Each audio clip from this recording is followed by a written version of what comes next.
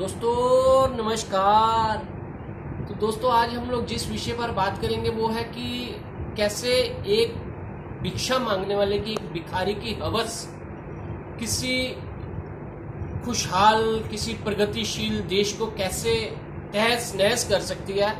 आज हम उस विषय पर बात करेंगे, लेकिन उससे पहले मैं आपसे एक बात करना चाहता हूँ कि ये जो हम लोग एक बात करते हैं ना कि भाई हमारे देश में सरकार ने ये काम गलत किया, ये गलत किया, वो गलत किया, तो सबसे पहले एक बात जान लीजिए, अभी हमारे देश में कोई सरकार काम नहीं कर रही है। इसको सरकार काम नहीं कर रही है मतलब ये अभी एक सरकार नहीं है, लोगों के द्वारा चुनी हुई सरकार नहीं है, अभी ये कंपनी बन चुकी है जो कि कुछ एक औद्योगिक घरानों के द्वारा ये कंपनी चलाई जा रही है। आप समझ रहे हैं मेरी बात को कि ये जो सरकार, ये जो कंपनी डिसीजन ले रही है ना, वो कुछ एक औद्योगिक घरानों के फायदे के लिए ले रही है। वो देश की जो जनता है ना, उससे उसको कुछ लेना देना नहीं है, वो उसके लिए कस्टमर है। तो हम बात कर रहे थे हवस की कि कैसे एक भिखारी की हवस क्या कुछ कर सकती है।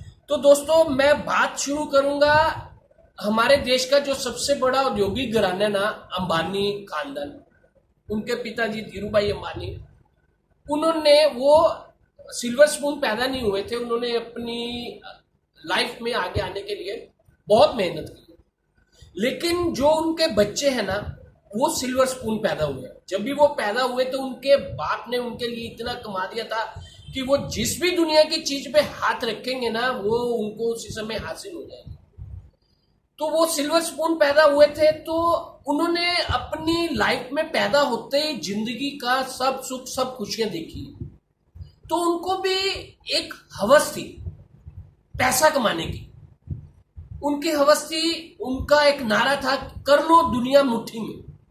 तो अभी वो पॉलिटिशियन तो थे नहीं, दुनिया को मुट्ठी में करने के लिए सिर्फ पैसा ही सब काम नहीं करता, इसके लिए और भी बहुत सी चीजें जरूरी होती है। एक उद्योगपति को एक पॉलिटिशियन का साथ चाहिए। तो इस दौरान उनको वो साथ मिल गया। उनकी नजर जब भी हमारे राजा बाबू पे पड़ी तो उनको लगा कि अभी उनका सपना सच हो सकता है।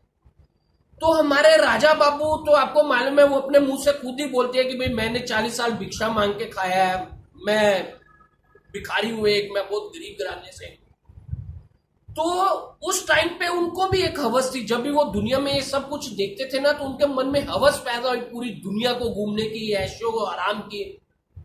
तो तभी ये उस औद्योगिक घराने के हाथ में तुरुप का पत्ता लग गया। तो एक औद्योगिक घराना और एक पॉलिटिशियंस, दोनों की हवस आपस में मिल गई, जो कि आप अभी जिसका अंजाम देखते हैं कि हमारे देश का अभी ये दोनों की हवस मिलके हमारे देश को कैसे तबाह कर रही है, बर्बाद कर रही है।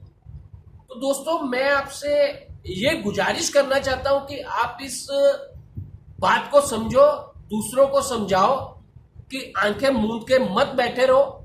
ये अभी हमारे देश में दूसरी ईस्ट इंडिया कंपनी राज कर रही है।